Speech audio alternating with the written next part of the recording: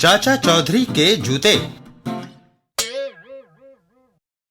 श्री दमड़ी दीन। भागवोशम, मेरे जूते फट गए हैं। नए खरीदने के लिए मुझे पैसे दो। मेरे पास नहीं है।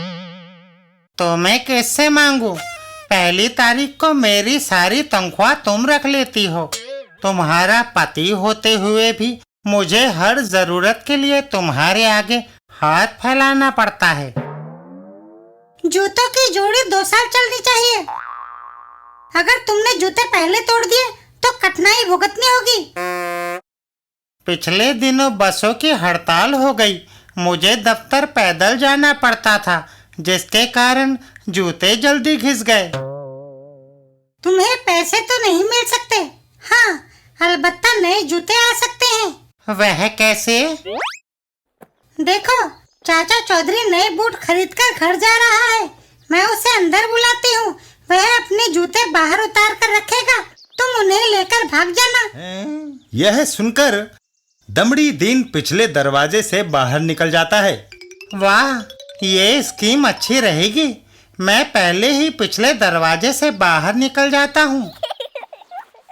इधर भागवोसम। चाचा चौधरी, मैंने तुम्हारे लिए केसर बादाम की खीर बनाई है। मिसेस दमड़ी दीन, कंजूसी में तुम शाइलॉक की नानी हो, फिर तुम मुझे खीर क्यों खिला रही हो? मुझे पता है, वह तुम्हें बहुत पसंद है। अरे, मैंने अभी फर्श धोया है। तुम्हारे जूतों की मिट्टी से वह खराब हो जाएगा। मैं उन्हें उतार देता हूँ। ठीक है। तुम बूट हाथ में पकड़ कर ला रहे हो, तो खीर कैसे खाओगे? चाचा चौधरी जूतों को घर के बाहर रख देते हैं। तुम ठीक कह रही हो, मैं इन्हें बाहर रखाता हूँ। दरवाजा बंद कर दो, ताकि कोई आवारा कुत्ता घर के अंदर न घुस आए। मैं करता हूँ। लो, यह खीर। चाचा चौधरी खीर खाने लगते हैं। वाह, यह स्वादिष्ट है। घर के बाहर उसके नए जूते। दरवाजा भी बंद है, वह देख नहीं सकता। इन्हें पहनकर मैं 9 to 11 हो जाऊंगा। घर के अंदर आओ। कोई मेरे बूट ले जा रहा है। मैंने अपने जूतों में एक एक नुकीली कील डाल दी थी, ताकि अगर कोई इन्हें पहनकर भागना चाहे तो उसे चुभ जाए। खीर के लिए धन्यवाद चाचा चौधरी।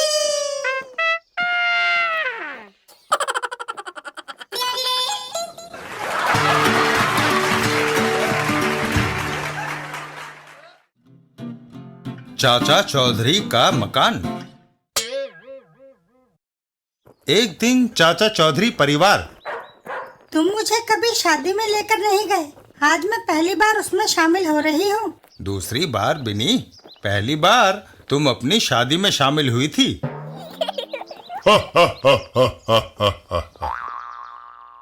और फिर वह लोग रवाना हो जाते हैं। हम आगरा में पूरा 1 हफ्ता रहेंगे। और जमुना के किनारे मैं जॉगिंग करूंगा। मैं वहाँ ताजमहल देखूंगी। क्यों जी, तुम मेरे लिए वैसी इमारत क्यों नहीं बनवाते? बिनी, क्योंकि मैं तुम्हारा शुभचिंतक हूँ। शाहजहां ने मुमताज बेगम के मरने पर ताजमहल बनवाया था। 2 ठग, होतो और जकालो।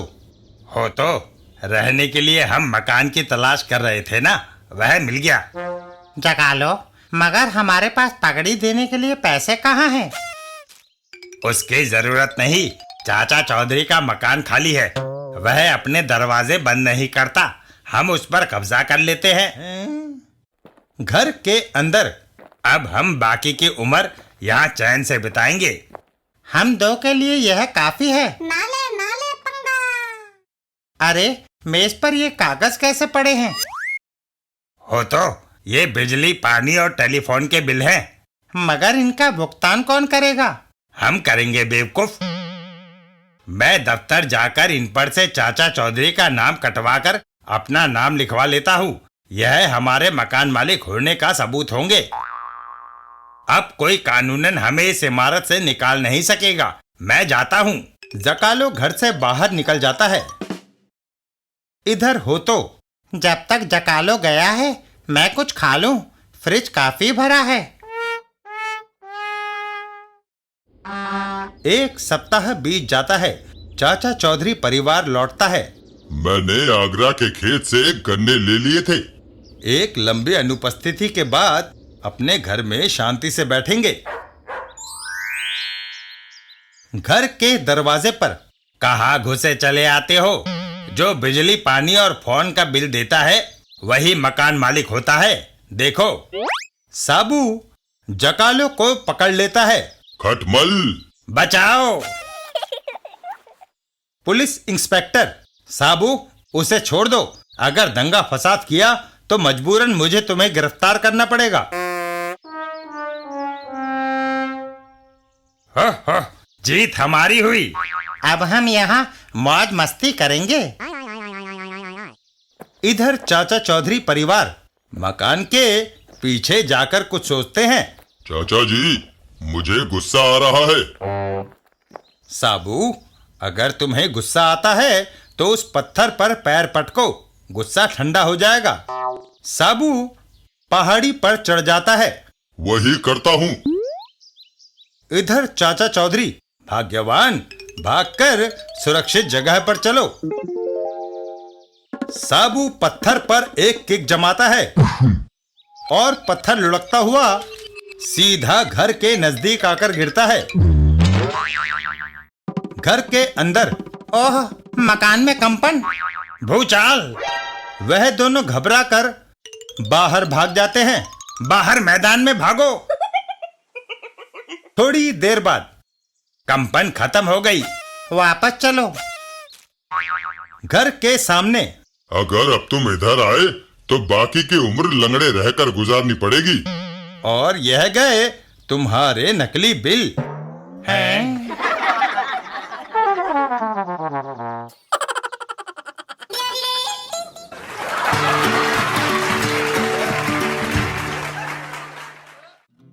चाचा चौधरी, फूल और मजनू। एक दिन चाचा चौधरी के घर की छत पर आहा, कितना खूबसूरत और खुशबूदार फूल उगा है। अर्र, भाग्यवान, उसे मत तोड़ना। क्यों? क्या मैं उसे तोड़कर अपने बालों में नहीं लगा सकती? मैं तुम्हारी पत्नी हूँ। मेरे यहाँ फूल तोड़ना सख्त मना है, फिर चाहे वह मेरी पत्नी ही क्यों ना हो, समझी? यह सुनकर चाची सीढ़ियों से नीचे उतरने लगती है। मेरे बाप ने मुझे किस खप्ती के पल्ले बांध दिया? साड़ी और जेवर तो लाकर देता नहीं, मुफ्त का फूल भी नहीं लगाने देता। हाँ। वहीं से सामने वाली बिल्डिंग में, रीटा, मैं तुमसे बहुत प्यार करता हूँ। कहो तो मैं तुम्हारे लिए आसमान के तारे तोड़कर ला सकता हूँ। बस तुम शादी के लिए हाँ कह दो। मजनू, तारे बहुत दूर हैं। अगर तुम मुझसे शादी करना चाहते हो तो छत पर रखा हुआ वह फूल ला दो। बस रीटा, मैं पूरा बागीचा लाकर तुम्हारे आगे डाल सकता हूँ। बागीचा नहीं, मुझे चाहिए सिर्फ छत पर रखा हुआ फूल। मजनू मियाँ वहाँ से दौड़ लगा देते हैं। यह कौन सा मुश्किल काम है? उसे लाकर मैं अभी तुम्हारे बालों में लगा देता हूँ। चाचा चौधरी के घर के सामने, हैं? ऊपर कैसे जाऊं? सीढ़ियों पर तो वह पहलवान बैठा है। फूल तोड़ना उतना आसान नहीं जितना मैं समझता था। वह मकान के पिछली ओर दौड़ता है। मकान के पीछे जाकर कोशिश करता हूँ। हाँ, यह लंगर छत पर फेंककर रस्सी के सहारे ऊपर जाया जा सकता है। लंगर छत की दीवार में अटक जाता है और वह ऊपर चढ़ने लगता है। छत तक तो पहुंच गया। यह फूल अब मेरा है। वह फूल को तोड़ लेता है और वापस नीचे उतरने लगता है। इससे पहले कि कोई मुझे देख ले, मुझे जल्दी नीचे उतरना चाहिए। चाचा चौधरी, मेरा फूल। चाचा चौधरी रस्सी काट देते हैं और वह मजनू नीचे गिरने लगता है। बचाओ। चाचा चौधरी नीचे की ओर दौड़ते हैं। नीचे जमीन पर। क्यों चोरी करते हो? मेरी गर्लफ्रेंड ने शर्त रखी थी कि अगर मैं उसे यह फूल लाकर दूंगा तभी वह मुझसे शादी करेगी। अगर ऐसी बात है तो जाओ, माफ किया।